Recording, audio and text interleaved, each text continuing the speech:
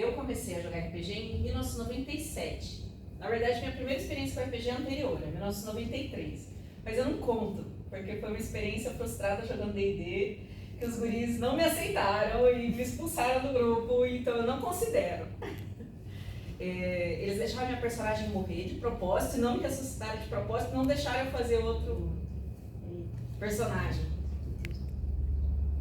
Então eu não considero. Eu considero 97, que foi onde eu comecei realmente a jogar RPG e a partir daí, enfim, né, deslanchei, desenvolvi. E quando a gente fez o financiamento coletivo da Belladonna, a gente fez também o RPG da Belladonna, que é o Pesadelos Terríveis.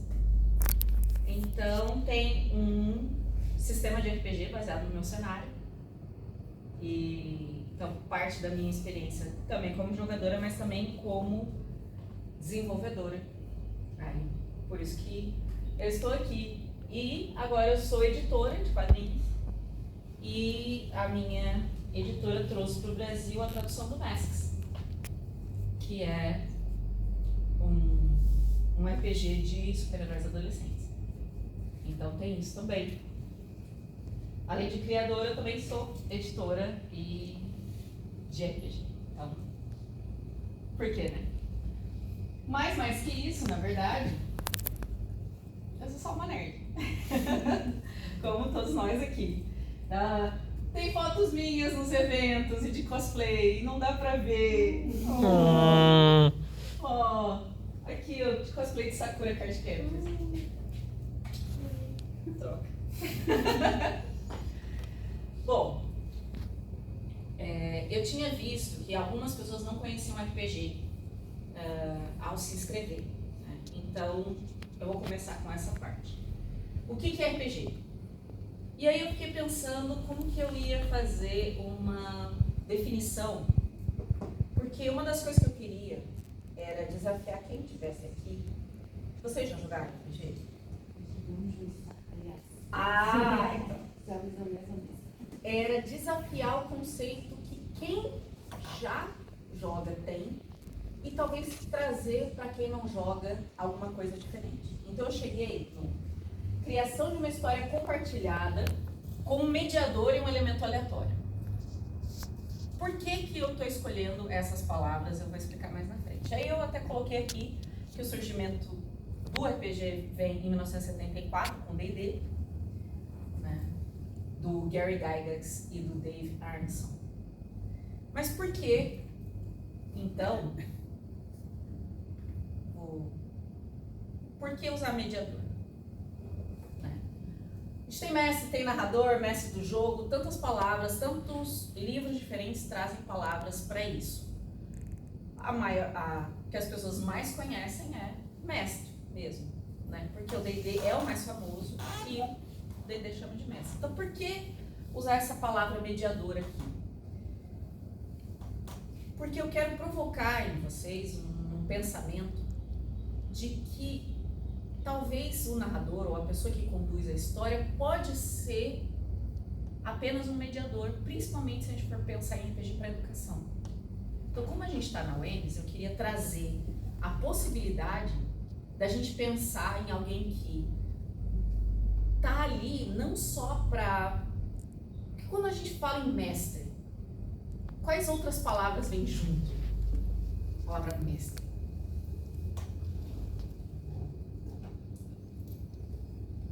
Que palavra vem para você? Meio que o Deus do mundo, mas... Deus. Ok. Liv, o que você pensa quando você pensa mestre? Quem manda em tudo. Manda. É isso que é quem conduz uma história de RPG? Não deveria, né? Por isso que eu coloquei a questão do compartilhamento, por isso que eu coloquei a questão da mediação, né? Uma das coisas que eu tinha colocado lá no primeiro slide, e que é até uma provocação,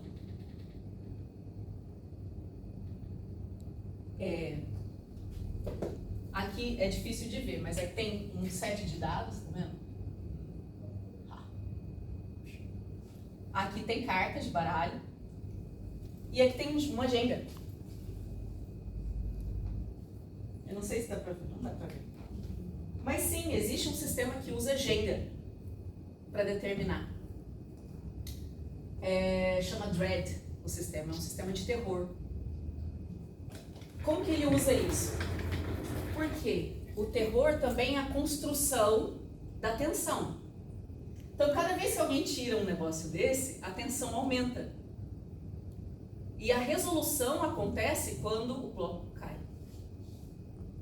Então, isso aqui adiciona mais um elemento de terror. Então, quando eu coloquei o elemento aleatório, não precisa ser dado. Né?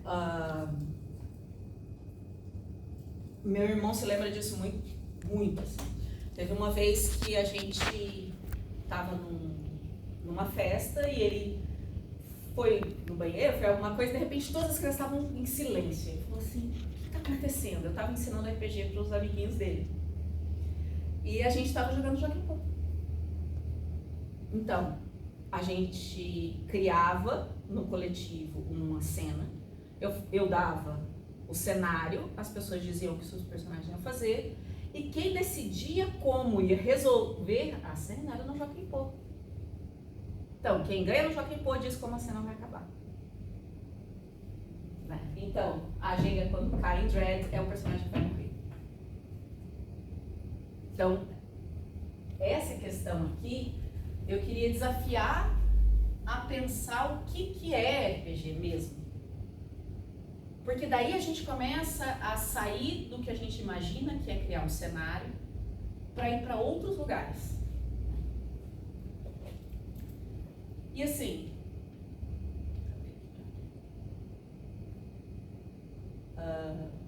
quando a gente vai, por exemplo, para a educação mesmo, por que não criar pequenos grupos de RPG na sala e o professor servir apenas como um orientador, como um mediador dessas histórias? É uma forma de você trabalhar história, é uma forma de você trabalhar português, é uma forma de você trabalhar várias coisas com os alunos, engajando de uma forma bem diferente. Né? Aí eu coloquei algumas coisas aqui, e aí eu tinha colocado uma história compartilhada.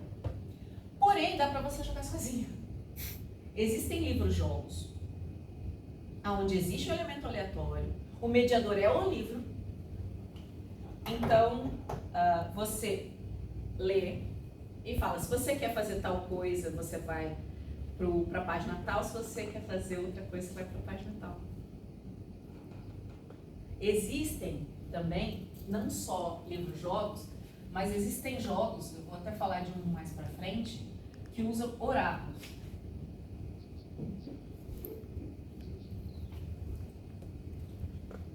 E esses oráculos, eles são uma tabela totalmente aleatória, onde você rola e dentro da tabela te diz o que acontece. Então, a única palavra ali que pode ter uma, vamos dizer, dobrar um pouco é a palavra compartilhada, porém alguém criou isso aqui.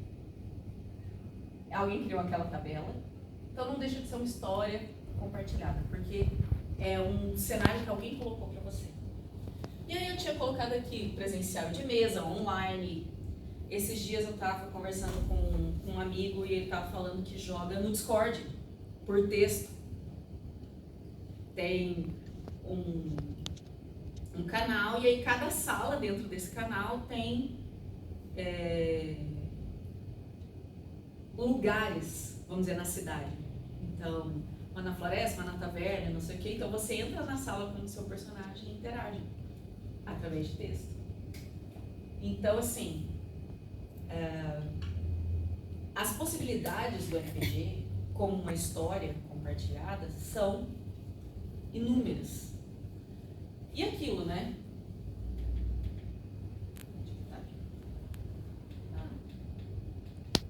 Espero que vá para frente. Sentar em volta de uma fogueira e contar histórias é o que a gente faz desde o início do século. Então, usar um elemento aleatório e essa estrutura que a gente conhece de 74 para cá, é mais uma forma que a gente tem de fazer isso, que a gente faz desde os primórdios, que é contar histórias. Aí aqui no mediador eu coloquei até o Matt Mercer, do Critical Role, que é um mestre conhecido, muito conhecido. Bom, um pouco sobre a história do RPG, né? Em 74 lança o D&D nos Estados Unidos.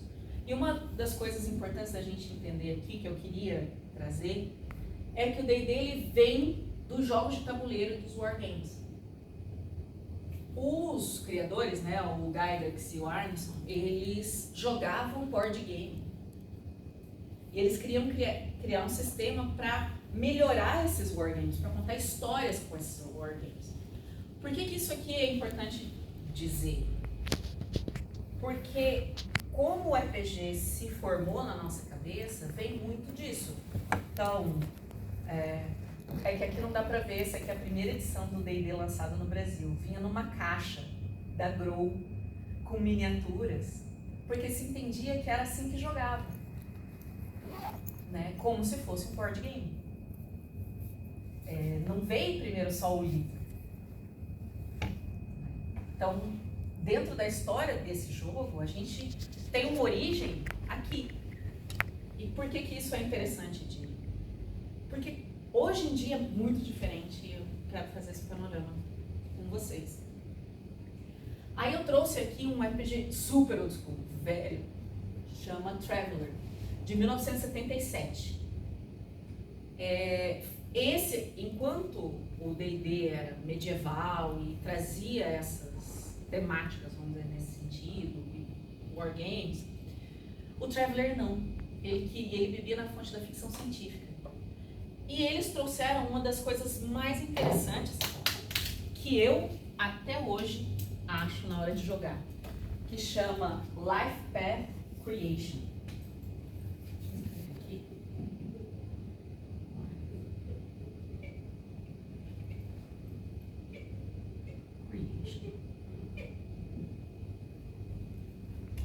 Por que eu trouxe esse aqui? Porque eu quero também desafiar como que a gente cria cenários. Em Life Path Creation, você faz um personagem inicial, vou dizer no Trevor, com 17 anos. Essa pessoa quer ser fuzileiro naval, por exemplo.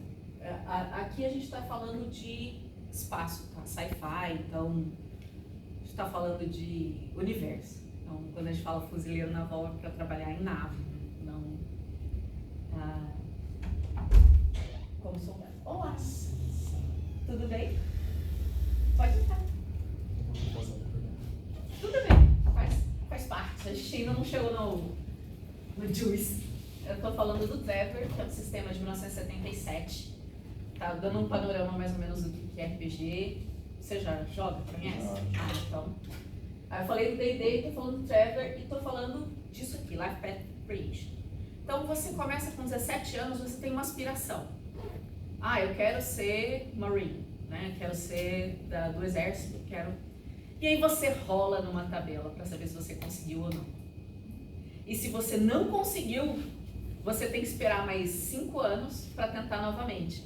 Então você dentro da tabela pode dizer o que o seu personagem fez nesses 5 anos.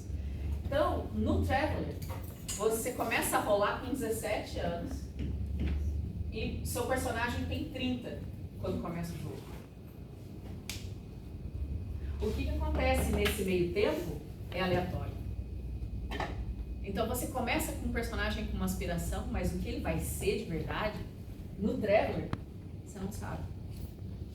E isso dá um background muito, muito, muito interessante. Isso aqui evoluiu bastante, tá? De 77 para cá. Mas essa questão do Life Path Creation já nos mostra que talvez contar histórias com RPG não precisa ser daquele jeito que a gente imagina, né? Porque o D&D é o RPG mais famoso, é o que a maioria das pessoas joga, mas tem muitas coisas que a gente pode fazer aqui dentro para sair dessa caixinha, né? Aí eu trouxe o exemplo do Storyteller, porque o Storyteller fez muito sucesso no Brasil. Né? Ele foi lançado em 91 nos Estados Unidos, pelo Mark Greenhag e pela White Wolf. Tem vários livros. E aí eu trouxe aqui o meu Vampiro 20 anos, depois para vocês darem uma olhada se vocês quiserem. E um livro da época, o Clamor, que foi lançado no Brasil nos anos 90. Qual que é a diferença? Por que eu trouxe isso aqui? Não dá para ver aqui, mas está escrito foco na narrativa. Você tem, com o Storyteller, já uma mudança de paradigma. O mestre se torna narrador dentro. Qual que é a importância da mudança dessa palavra? Lembra que a gente estava no começo falando assim, mestre te remete a quê? Te remete a um Deus? Te remete a alguém que tem um controle de tudo? O narrador te remete ao quê? A pessoa que vai contar a história. Exatamente. Narrando o que vai estar acontecendo com os jogadores, quando os jogadores fazem algo. Exatamente. Então, assim, muda o paradigma do que é a construção da história dentro do RPG. Esse foco na narrativa, depois a gente vai ver como que isso se traduz nos RPGs mais modernos. E aqui também, quando você tem o D&D, o seu jogador é o herói. Quando você vai para o Storyteller, o seu jogador é o monstro. Você é o vampiro, você é o lobisomem, você é a pessoa que não é humana. Então, o Storyteller, ele quebra vários paradigmas nesse primeiro momento. Né? Primeiro momento não, né? 20 anos, então já tem aí um tempinho. Outro sistema que eu quero trazer é o PBTA, chama-se Powered by the Apocalypse. Foi o primeiro e é um sistema aberto. E o Masks, que foi o RPG que a minha editora trouxe, usa o PBTA. O que é interessante a gente entender sobre sistema em PBTA? Você não rola furtividade, por exemplo. Não existe isso. Você faz o que você quiser. Se gerar um movimento, aí você rola esse movimento. Como são os movimentos? Vou dar um exemplo. Quando você quer atacar alguém, você usa um movimento de ataque. E aí você rola 2d6. Abaixo de 7 é uma falha. De 7 a 9 é um sucesso parcial. E 9 para cima é um sucesso total. Então, geralmente numa falha, a primeira coisa que acontece é você ganhar XP. Porque você aprende errando. Você não aprende acertando. Se você acertou, você já sabe. Então, a primeira coisa, você ganha XP. A segunda coisa acontece algo interessante para a narrativa. Num 7 a 9, que é um sucesso parcial, você pode ceder para ter um sucesso, mas o mestre do jogo introduz um elemento onde é instável o que você fez. E acima de 9, geralmente é um sucesso, mas geralmente esse sucesso tem algo a mais que acontece. Porque o Masks, especificamente, é de super-heróis adolescentes. Então você espera que seja uma coisa heróica. Né? Só que isso aqui subverte aquela lógica que a gente tem lá no D&D. Né? Que você tem um atributo fixo, que você tem uma forma de fazer, até o Storyteller também é assim. Os atributos, né, os aspectos aqui em Masks, eles são variáveis. Porque você é um super-herói adolescente. Todos os adultos têm influência sobre você, inclusive os vilões. Então, por exemplo, eu vou mostrar para vocês como que é a ficha. Primeiro que você não escolhe classes, você escolhe arcos narrativos. E aí, aqui tem os rótulos. O seu rótulo perigoso, aberração, salvador, superior ou mundano. Então, o que acontece aqui? Perigoso é o quanto você parece perigoso para as pessoas. Então, quando você ataca, você rola mais um modificador perigoso. Porém, você quer parecer perigoso? Aquele adulto, ele acha que você está perigoso demais, fala assim, olha, não pode ser assim, você tem que lidar melhor com as pessoas e não sei o que. Esse adulto está te influenciando a diminuir seu rótulo perigoso e aumentar o seu mundano. E você pode aceitar essa mudança.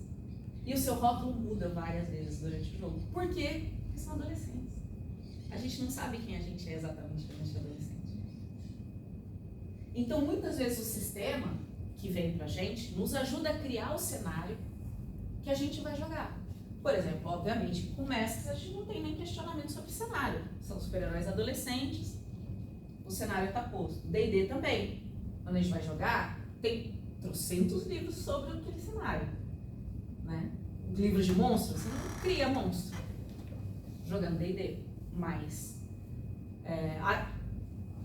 os RPGs mais novos, né, dos anos 90 para cá, tem trazido mais possibilidade do narrador ou do mediador criar mais coisas, né? Cenários mais antigos, sistemas mais antigos privilegiam menos, certo? Esse aqui que eu queria mostrar para vocês. Esse é um RPG lançado em 2022. E ele tem 3 modos. Tem o modo solo, o modo guiado e o modo tradicional. Você pode jogar sozinho esse RPG. Sozinho. Você usa oráculos, tabelas. Você pode jogar guiado. O que isso aqui quer dizer? O seu grupo pode não ter um mediador, pode não ter um mestre. Vocês decidem como as coisas estão acontecendo e rola na tabela aleatória. Eu não joguei o modo guiado, mas o Thiago, meu marido, jogou e é divertidíssimo, porque a gente, como contadores de história, a gente costuma ter uma percepção do arco narrativo, né? Do que a gente quer trazer, Aqui não. Aqui a coisa às vezes escalona muito mais do que um mediador humano gostaria de conduzir a história. Então a coisa vai ficando louca. O bagulho vai ficando louco. Então eu queria trazer para vocês esse exemplo também. Porque gente, a gente não está criando um cenário de RPG sem sistema. Certo? Se a gente está jogando, a gente precisa ter um sistema aleatório para definir como as coisas vão ser resolvidas. Por exemplo, em Pesadelos Terríveis, o sistema aleatório é o seguinte: o narrador aposta, o mediador aposta naquela cena uma quantidade de pontos e os jogadores decidem uma aposta também. Tanto o mediador quanto os jogadores têm uma quantidade de pontos para gastar naquela sessão. Então você tem que escolher se você vai investir em resolver aquela cena ou não. E vai acontecendo naturalmente, mas quando vai o desfecho daquela cena, tanto o mediador quanto os jogadores mostram a aposta. Se os jogadores ganharem, os jogadores dizem como a cena acaba, como é o desfecho. Então, quando a gente está pensando em criar cenários, a gente tem que considerar os sistemas. E aí eu estou trazendo para vocês sistemas diferentes, para mostrar que, tem muita coisa aí.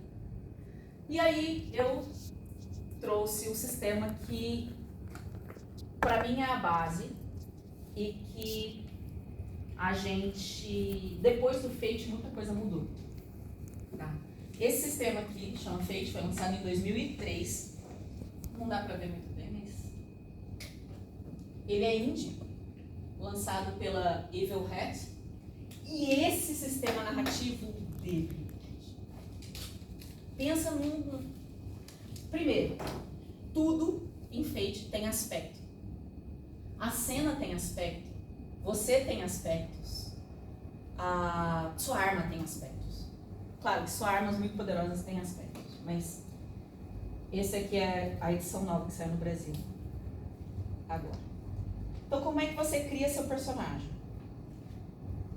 Você coloca uma descrição para ele. Por exemplo, a descrição dele. E você escolhe 5 aspectos. Um que é o seu conceito primário. Uma que é uma dificuldade, mais 3 aspectos. E o que acontece? Isso é verdade.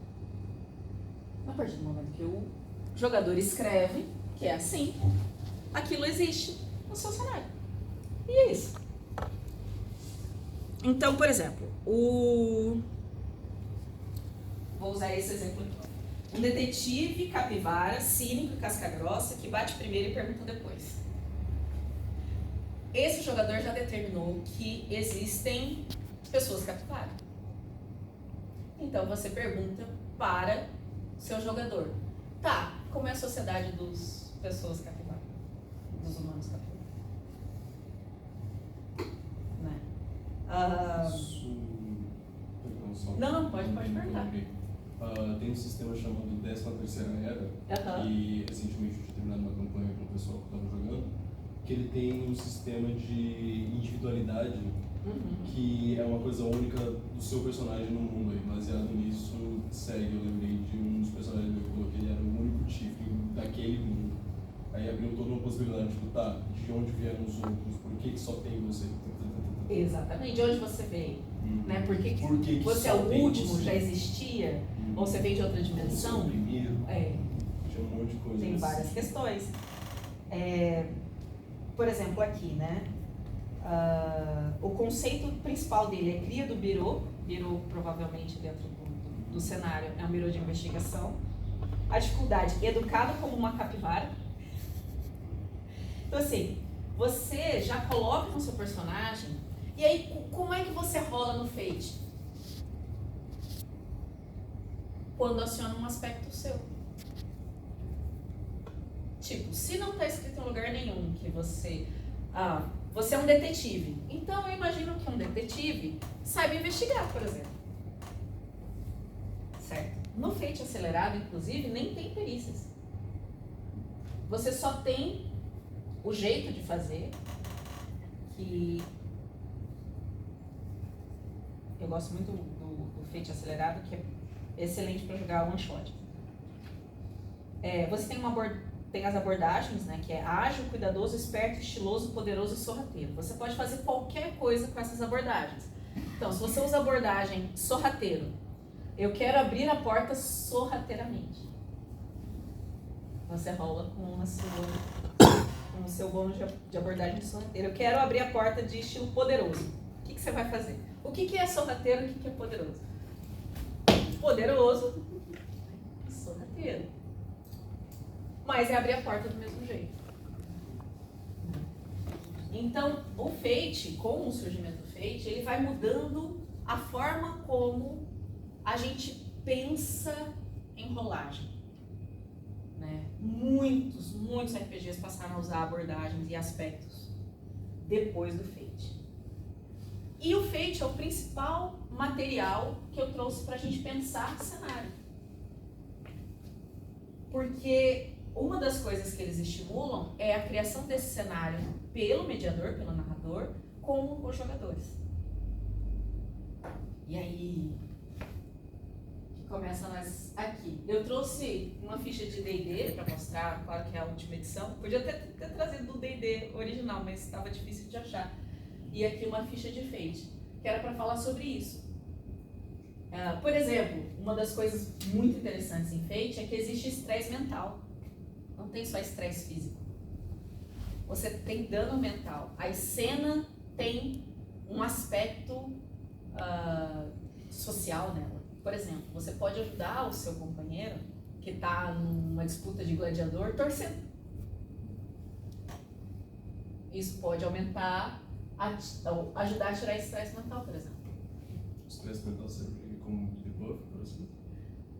Porque o que acontece? Você tem 4 caixas aqui, 1, 2, 3 e 4. Então, quando você leva dano, você pode levar dano físico, dano mental e você preenche as caixas de estresse. E aí, uma vez que você tem mais estresse do que aquilo, você tem consequências. Consequências de 2 pontos, 4 pontos e 6 pontos. Então aqui, uma consequência de 2 pontos pode ser atordoado. Uma consequência de 6 pontos aqui pode ser perdi meu braço. Uma consequência de 6 pontos pode ser aqui, eu tô desacordado porque eu levei estresse mental demais. Entende? Então, aí você começa a pensar não em dano, né, armadura, enfim, e dano, você começa a pensar de outras formas. Então, assim, eu achei interessante trazer um panorama dos sistemas pra gente imaginar que a gente não cria um cenário de RPG sem estar conectado com algo. E eu não quero dizer aqui que Fate é melhor que D&D. D&D funciona muito bem para jogar D&D. Outros sistemas funcionam muito bem para jogar outras coisas. Então, quando a gente vai pensar em criar um cenário, a gente tem que pensar que tipo de jogo eu quero. Por exemplo, eu quero um jogo super épico, onde as pessoas morram, onde não joga Fate. Não vai fazer tanto sentido. Entende? Porque uma das graças é você rolar o dado, o D20, conseguir... Se você quer reproduzir esse sentimento, não vale a pena jogar esse sistema. Mas, por exemplo, vale muito a pena jogar Savage Worlds, que é um outro sistema genérico. Eu trouxe esses sistemas genéricos aqui, porque como a gente está falando de criação de cenário, são sistemas que vocês podem usar para criar o seu cenário. Né? Tem GURPS, por exemplo, mas GURPS é um sistema muito antigo, que já não está mais dentro do que a gente... dos métodos modernos, né? Dos sistemas modernos. Então, por exemplo, Savage Worlds é mais épico. Savage Worlds tem regra de perseguição de barco, por exemplo. Se você quer fazer um jogo de piratas. Seu cenário de piratas. Então, e é um sistema de cartas, é muito interessante. Porque conforme você abre, mais rápido ou o vento te favoreceu, ou a maré te favoreceu. Então, esses sistemas... uma das coisas que a gente tem que pensar quando começa a criar é qual é o gênero que eu estou criando, que história é que eu quero contar junto. E aqui, gente, eu geralmente faço isso aqui com os jogadores. Tá? Raramente eu decido um cenário sozinha e convido, a não ser que eu tenha realmente uma puta ideia. Mas de forma geral, o RPG, como é uma história compartilhada, é um contrato que a gente faz. E o contrato começa aqui. O que a gente quer jogar? Qual é o gênero que a gente quer jogar? É alta fantasia? É dragões, elfos, né? É space opera, a gente quer jogar Star Wars. Então, o que precisa ter nesse cenário? Se a gente quer jogar algo parecido com Star Wars. Força, contrabandistas, piratas espaciais, sabe de luz. É aqui que a gente começa a definir o que a gente precisa ter. É terror?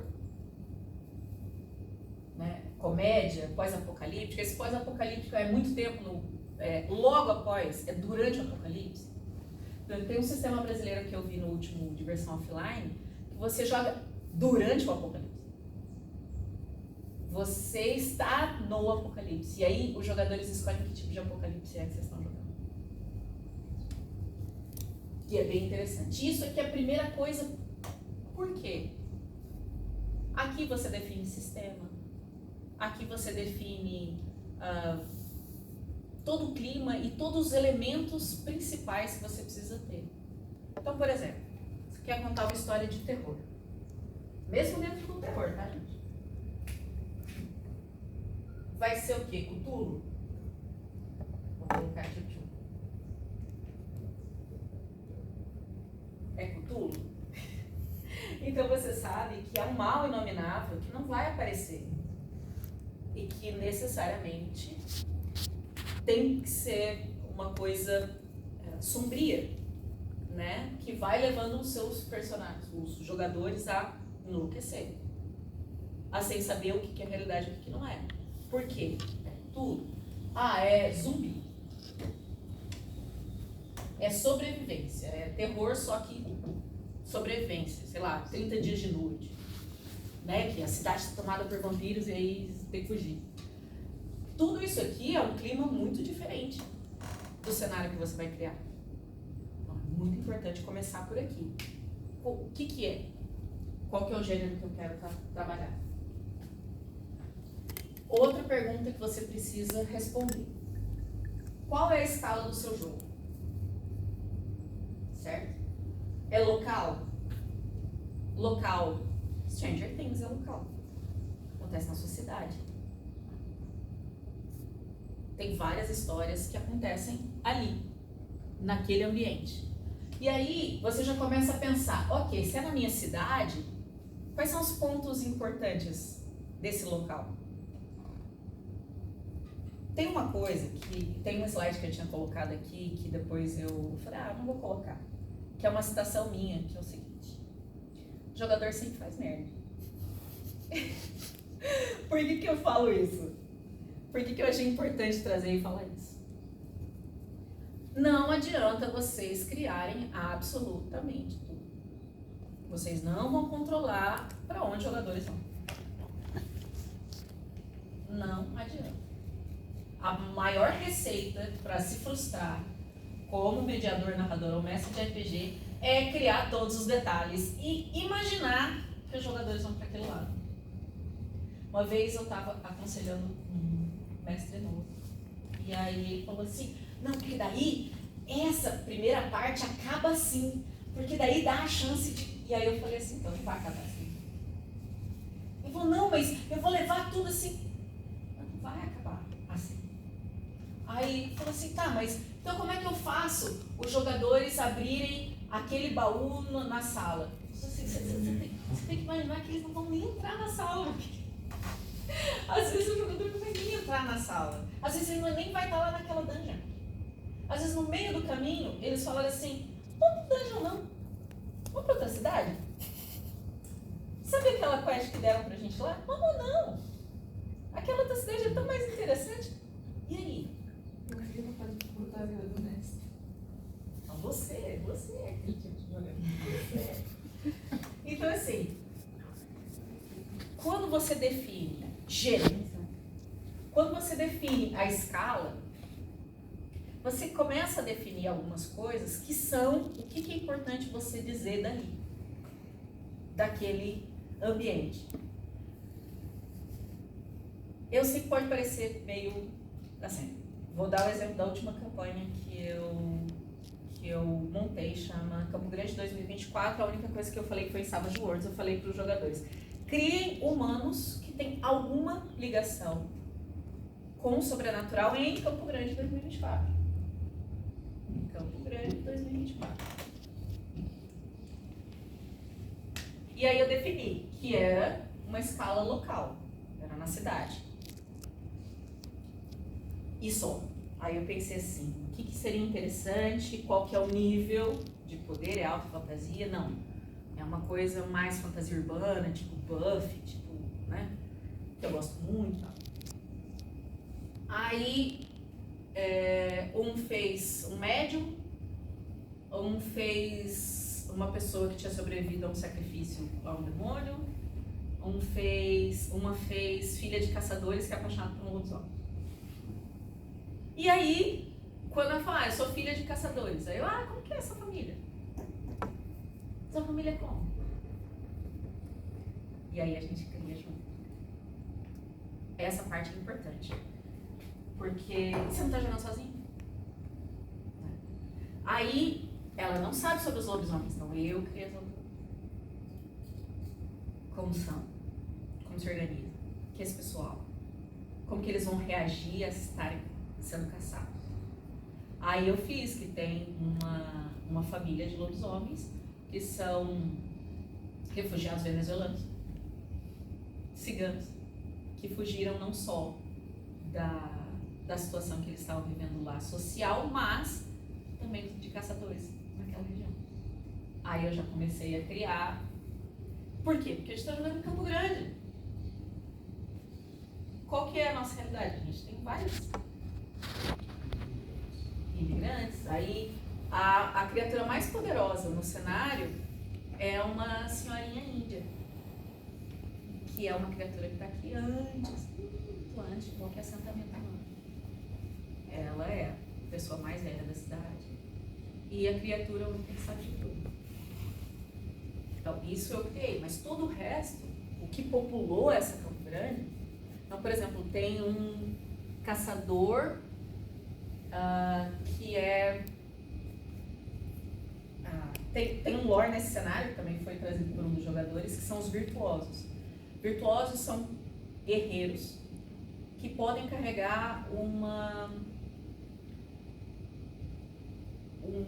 artefato mágico. E aí a família dele tem um artefato, que é uma família de libaneses, e ele é um virtuoso. É uma NPC para esse cenário. Então, quando a gente define a escala, a gente pode definir várias coisas importantes. Uma escala nacional, por exemplo, você pode estar jogando Supernatural,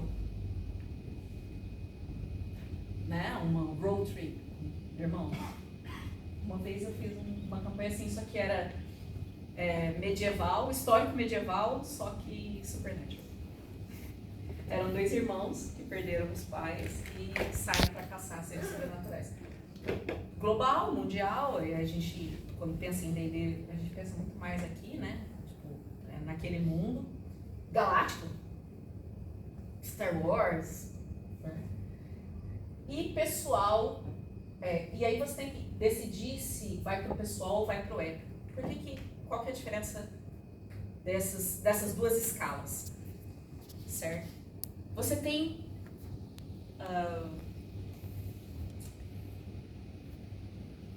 vou usar o Dr. Frio como exemplo. Minha esposa tem uma doença incurável, ela está em criogenia e eu preciso salvá-la. Isso aqui é uma escala pessoal, certo? O mundo vai acabar, é uma escala épica. Certo? Então, geograficamente e psicologicamente, você determina qual é a escala do seu jogo.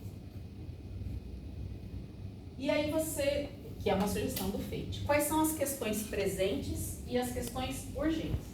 As questões presentes são as coisas que existem nesse cenário que independem dos jogadores. Né? Então, vou voltar para Star Wars, que é uma referência que eu gosto. Existe o Império Galáctico.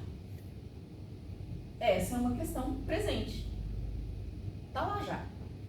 O Luke, no começo, né, depois é uma escala épica, obviamente, Star Wars, então ele vai influenciar epicamente no cenário. Mas a questão urgente que acontece tem uma menina que precisa de ajuda. E que pediu ajuda e ele acabou ouvindo que ela precisa de ajuda. A questão urgente ele quer sair de Tatooine. Certo? As questões presentes, existe o Império Galáctico. Né? Existem pessoas que estão sendo injustiçadas, existem coisas acontecendo. Né? Ameaças e pressões do cenário vão impulsionar a história. Então determina o que vai levar a história para frente. As questões presentes já assolam o mundo e as questões urgentes são as que ameaçam piorar o mundo se acontecer. Então, a injustiça já existe. Que injustiça vai piorar aquilo e por que aquela história tem que ir para frente? Então, usando Stranger Things de novo. A questão presente são meninos ali que estão que não são muito populares na escola, né? Que gostam de andar juntos e tal. A questão urgente é eles encontram uma guria que, obviamente, tem um problema. Né? Você vê, né? Questões urgentes geralmente envolvem mulheres, essa coisa. Bom, você tem o seu estilo, você tem a sua escala e você tem as questões. Aí está na hora de você definir pessoas e lugares. Quem são as pessoas e lugares importantes do seu cenário? Escreva uma frase que define as principais questões dessa pessoa ou lugar. E lembre-se, a NPC só tem ficha para morrer. aqui é uma piada, mas todo mestre já ouviu isso. Você faz a ficha da porcaria do NPC, ele vai morrer. No Vampiro, é muito engraçado que tem uma parte assim, se você quiser colocar Caim na campanha, não faça. Caim, vamos dizer, é o primeiro vampiro dentro do cenário de Vampiro à Máscara. Fala assim, Caim não tem ficha. Não tem ficha. Porque se você colocar a bendita da ficha, o personagem, os jogadores vão querer matar. Então assim, não precisa fazer uma ficha. Essa é uma piada. Mas pra quem já mestrou sabe que é uma piada dolorosa. Então escreve uma frase, escreve um conceito para aquele lugar. Porque assim, é igual eu falei, você vai criar uma cidade inteira. Se é um nível local, você vai criar todos os lugares do mundo, se você estiver jogando. Se você for o Tolkien, beleza, aí cria o mundo inteiro, né? Todas as vilas, as línguas e... Exatamente, qual que é a música que eles vão tocar, entendeu? Você pode ser o Tolkien, mas a gente não é o Tolkien, eu não sou o Tolkien, definitivamente. Então, em vez de fazer isso, escreve um conceito para aquele local. Então, qual é o conceito do colégio Hawkins em Stranger Things?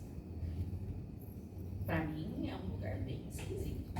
Não é um colégio onde pessoas morrem, um colégio onde, né?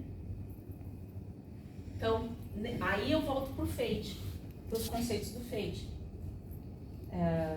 Eu devia ter trazido as fichas, mas eu tinha uma arte desse Supernatural medieval. Eram 2 irmãos, eles eram irmãos adotivos e eram só 2 jogadores mesmo. E a espada de um deles, que é a espada templária que o pai deixou para um deles, tinha aspectos. E um desses aspectos foi feita para combater seres sobrenaturais. Então toda vez que eu me questionava, vai funcionar desse jeito essa espada? Eu olhava para essa frase. Funciona. Foi pensada para combater seres sobrenaturais? Não vai funcionar. Talvez ela vai funcionar também lutando contra... cortando árvore, obviamente que não. Não foi para isso. Então, assim, isso vai ajudar vocês a lá na frente não gastar 2 horas fazendo uma dungeon que os personagens não vão entrar. Ou é óbvio que a gente começa dentro da dungeon. É isso, é pra lá que a gente vai. É óbvio que você para e determina a dungeon, né, gente? Aí você tem que fazer, tem coisas que a gente tem que fazer. Porém, quando você vai criar um cenário que ainda está sendo jogado, não vale a pena. Então, Campo Grande 2024. Em 4 sessões, sabe quantas coisas eles foram no shopping Campo Grande? Nenhuma. Mas Campo Grande eu conheço. A gente conhece, a gente sabe como é que é. Mas eu criei todo um lore para um lugar onde eles iam com frequência, que é a outra 14. Que é a 14 Sobrenatural. Que são as lojas que tem atrás das lojas da rua tradicional. Que são as lojas que vendem artigos mágicos. Né?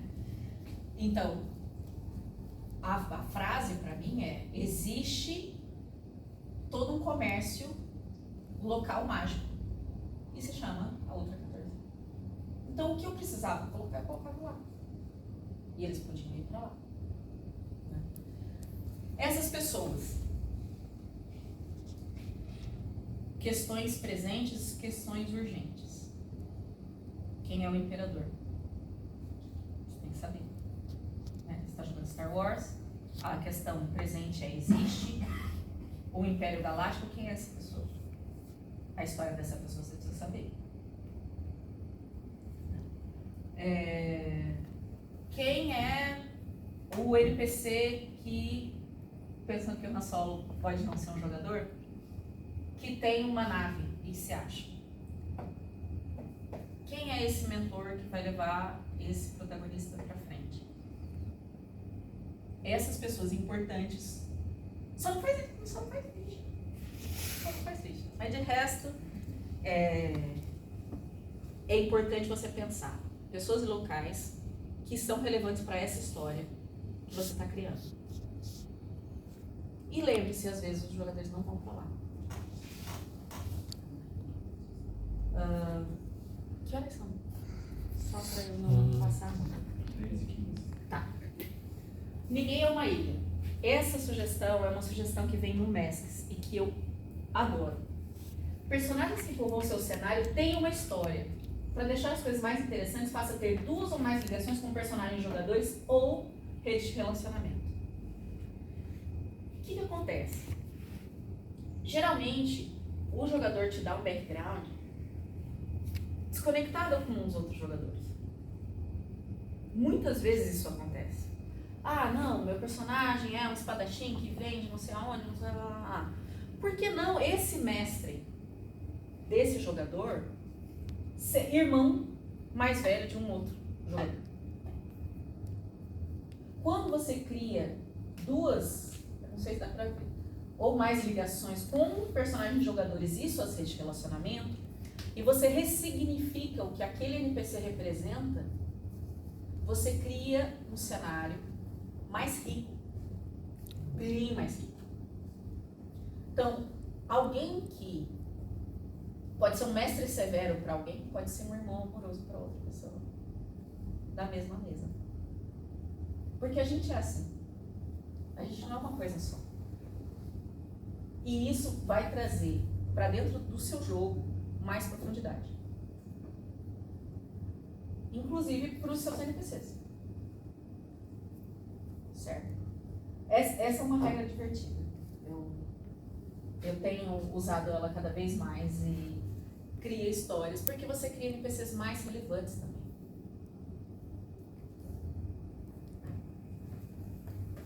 Lá.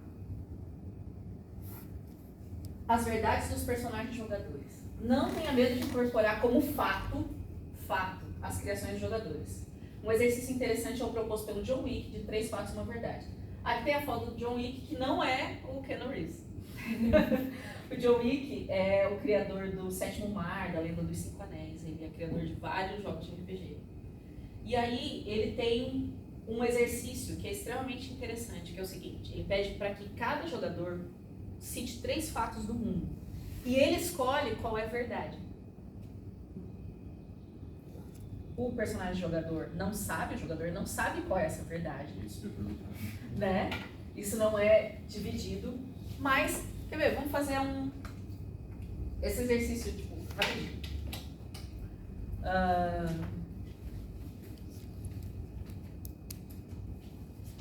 Estamos na UERS, sexta-feira de manhã, e vai ter uma invasão zumbi em Campo Grande, que vai levar um tempo para chegar até aqui, porque aqui é longe pra caralho. Mas está começando lá no centro. A gente fica sabendo pelas redes sociais.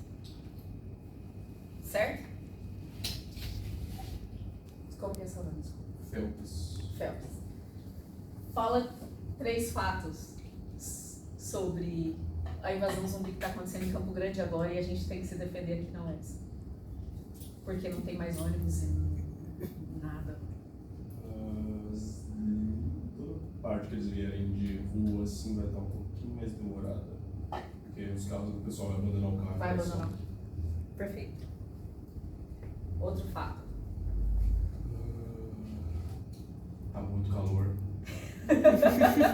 Eles vão deter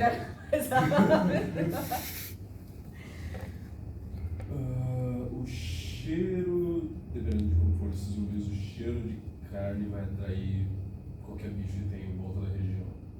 Ok. Tá todo mundo desesperado. Ok. Tá todo mundo lutando um contra o outro pra Ok. tentar se defender.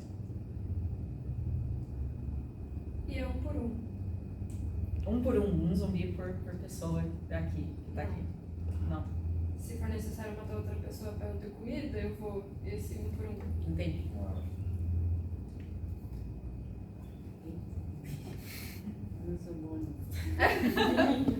É um exercício. Qualquer fato. Qualquer fato. Acabou a água. A luz?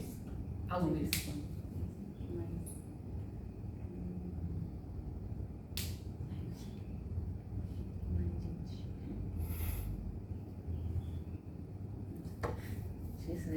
Qual que é o fato sobre zumbis, de forma geral? Não só sobre o cenário.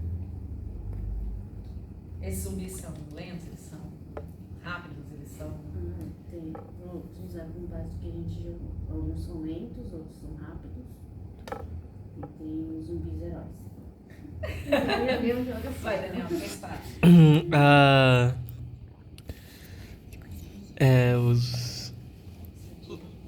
Os zumbis são numerosos demais, tem muitos para cada pessoa. Por onde eles vão, eles apodrecem comida. Um terceiro.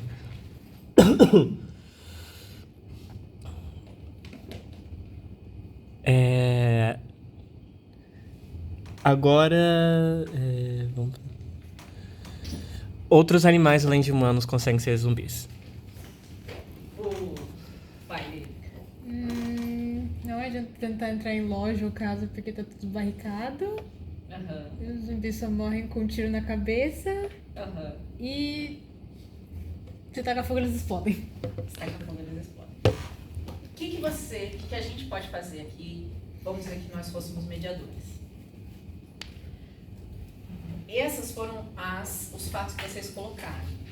O que eu acho que pode ser interessante a gente colocar? E que vocês não sabem. Por exemplo, ela colocou que eles explodem ou que só pode na cabeça. Mas e se na verdade o fato que eu escolhi é que eles explodem? Mas cortar a cabeça não é a única forma. Vocês não vão saber que cortar a cabeça não é a única forma, entendeu? Isso ainda vai ser, a gente pode começar sem água e sem luz. Mas vocês descobrirem que, na verdade, não é um fato de que caiu a água e a luz. Alguém cortou a água com eles. Pra deixar vocês aqui. Entende? Por exemplo, tá quente. É que a gente tá aqui nesse momento. Mas eu posso juntar que o cheiro, né, de carne atrai outros bichos e que outros bichos também podem ser zumbis. Então, qual que são as verdades mais interessantes que podem contribuir para esse cenário para criar questões que vocês não saibam, mas que lá na frente vão descobrir e vão ter repercussões. Entende? Então, assim, não ter medo de colocar as verdades dos jogadores é uma coisa que pode parecer boba, mas se você já fez todo o seu cenário antes e você não ouviu os seus jogadores, como é que você vai incorporar o background daquele jogador de forma efetiva? Né? Porque tem uma regra máxima que eu tinha colocado aqui mais no final: seja fã dos personagens jogadores. Isso aqui é uma das coisas que a gente esquece às vezes quando a gente está criando. Porque a gente quer criar um puta cenário legal e quer que os jogadores se adaptem. Mas a verdade é que os jogadores são os protagonistas dessa história. E é um dos motivos pelos quais eu usei lá na frente a palavra mediador e não mestre. Para determinar o que seria esse RPG. Porque se a gente é um mestre, né, a gente não tem espaço para isso aqui. Ou pelo menos ele fica restrito. Se a gente é fã dos personagens jogadores, a gente quer que a história deles seja legal. E aí a gente vai construir a narrativa de uma forma que as pessoas se divirtam mais. Porque é uma coisa que a gente tem que lembrar: RPG é uma história compartilhada. Não sou eu contando uma história e eu quero que vocês sejam pessoas dentro dessa história.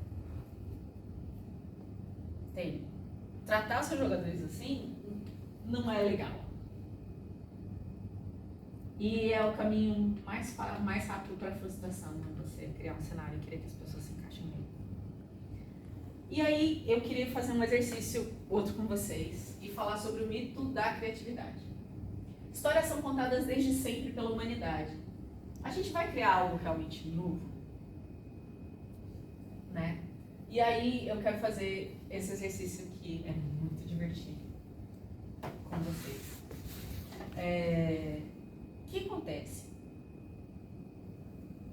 Não só a gente não vai criar coisas novas, como é legal utilizar coisas que já existem para deixar tudo mais interessante. Porque as histórias antigas, elas trazem pra gente arquétipos que fazem parte da gente, da nossa psique, de como a gente pensa e de como a gente se constrói como comunidade, enfim.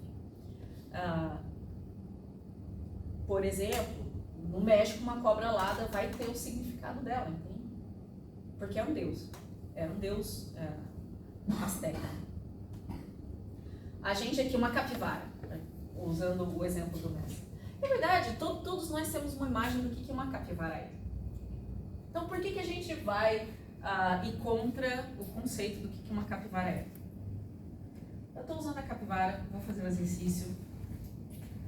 Vamos escolher 3 lendas ou histórias clássicas e 3 gêneros. Certo? Daniel, você tem um rolador de dados aleatório aí? Pode pegar aí. Tá. Uma lenda ou uma história clássica. O que seria uma lenda, por exemplo?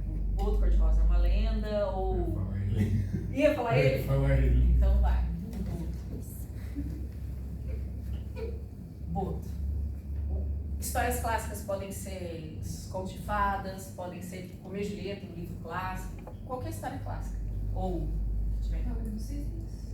Lago dos Cisnes.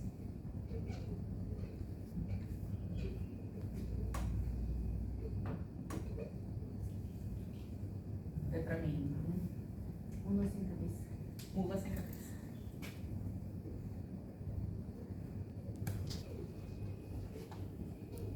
Eu acho que não tem mais. Hífen, né? Não, Acho que não. Daniel, um gênero de história. Sci-fi. Sci-fi. Vive um gênero. Terror. Terror. E eu...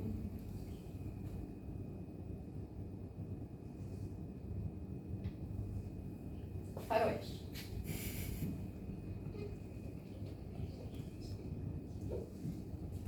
Vamos lá?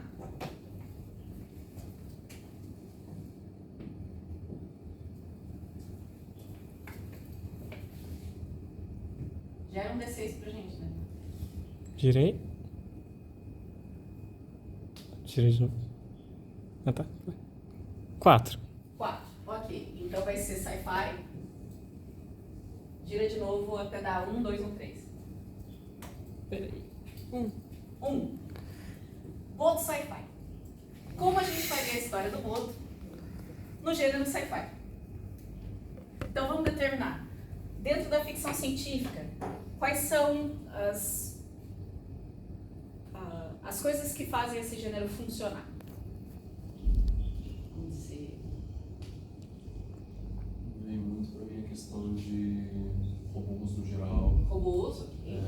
Cyborg, qualquer coisa que envolva um cientista fazendo alguma coisa. Cientista. Pra mim, remete muito ciência, né? Porque é ficção científica. Mas geralmente é algo da ciência dando errado. Talvez. Ciência dando errado. O que mais a gente pode conectar com sci-fi? Tecnologia extremamente avançada? Tecnologia extremamente avançada? Tecnologia. Eu acho que a gente chegou em um tipo de sci-fi aqui, né? Tipo, Eu, Robô. Tem um tipo de sci-fi aqui, de alta tecnologia, com androides e tal. Se chega na parte da medicina, a gente cai em Frankenstein quase. Quase, ó. A gente tem uma questão aqui interessante, ó.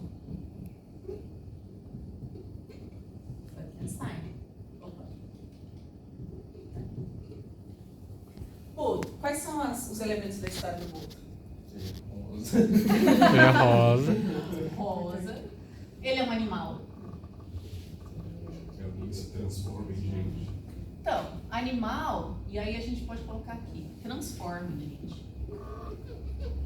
Talvez essa seja a palavra-chave. Transforma em gente. Porque não necessariamente precisa ser um animal, mas algo que não é uma pessoa, mas parece uma pessoa. Tem algo que remete lá pra gente? Ciborgues. Certo? Qual é a outra história do Boto? Seduz. Ele tem filhos. Hã? Seduz mulheres? Seduz mulheres.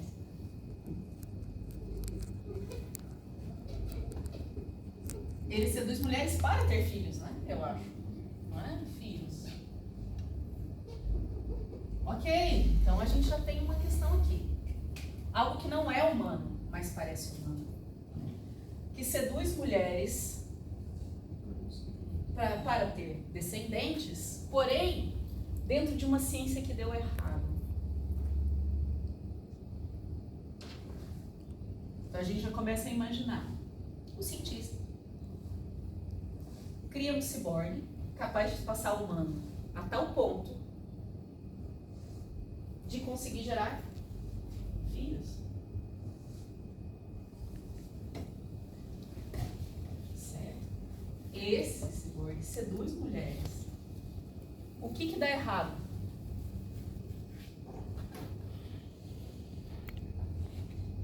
Os filhos são meio errados. Pode ser. Então aqui você já faz uma proposta, inclusive, por exemplo, e se seus jogadores, ou pelo menos um deles, for filho do Boto? E aí você cria uma história, entende? Não precisa ser o Boto, e aí você já mudou ali. Isso aqui já deixou de ser a história do Boto. Mas, obviamente, que tem uma base, certo? Então, e se a gente fizer uma história onde você tem uma guerra genética, onde ciborgues conseguem se reproduzir, os filhos desses ciborgues não são exatamente. Sabe o que isso me lembra? Battlestar Galactica. Não sei se vocês assistiram. É uma guerra entre os Cylons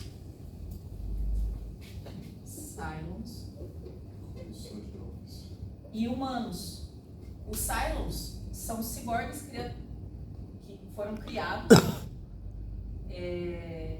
Eles eram androides e eles acabam se tornando mais humanos, irreconhecivelmente humanos. E a grande questão tem uma Cylon que está grávida. Os Cylons destruíram todas as colônias humanas e só sobrou uma nave chamada Battlestar Galactica. Definitivamente eles não conheciam a história do Boto, mas olha só, a gente consegue correlacionar e buscar através de uma coisa muito simples. Esse exercício eu aprendi na Masterclass do Neil Gaiman, quando eu fiz para criar histórias. Porque ele estava questionando a criatividade. Então, eu também questiono aqui a criatividade. E aí, esse é um excelente exercício, por exemplo. Como é que a gente faz o Lago dos Cisnes? Terror é fácil, faroeste. São dançarinas daquelas de salão. Pode ser, porque o que acontece? No Lago dos Cisnes, ela é transformada no cisne, né? E ela se apaixona, ela se torna por um mago do mal, ela, à noite, ela se transforma numa menina, não é? E ela conhece esse rapaz, e ele se apaixona, é uma história trágica, morre, não é? Então, a gente já sabe que é uma história de amor. Se for mesmo uma dançarina, uma prostituta de salão, ela é escrava praticamente de alguém. Quando ela sai de noite para se apresentar, ela se apaixona. É uma história trágica.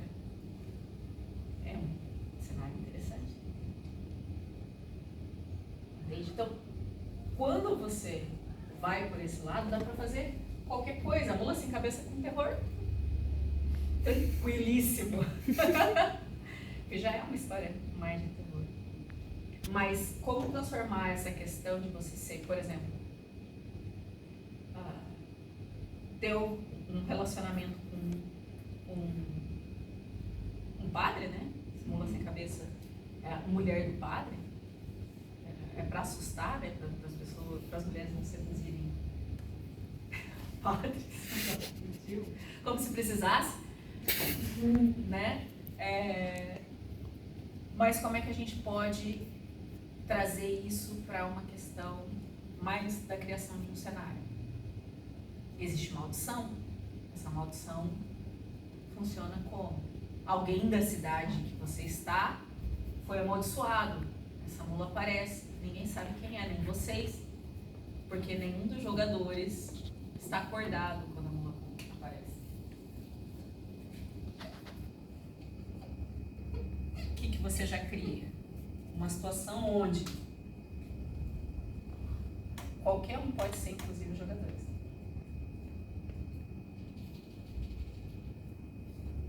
Certo?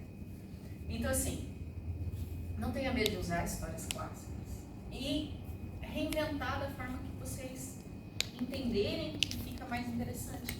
Lá, quando vocês definiram o gênero do jogo com seus jogadores, e aí depois a escala, isso aqui ajuda muito a gente sair um pouco do nosso espaço mental. A gente tem a tendência, eu tenho essa tendência de contar a mesma história, ou de contar histórias parecidas. Quando você vai para o passado da humanidade e você escolhe histórias clássicas, vai desafiar vocês também a criar histórias diferentes. Então, a última coisa que eu iria dizer é: seja fã dos seus personagens, jogadores. Como narrador é a coisa mais legal que você pode fazer, porque é a coisa que vai levar a história a ser mais divertida possível. E obrigada a vocês. Aqui é o Ed do Stranger Things, mestrando. Não deu pra ver, droga.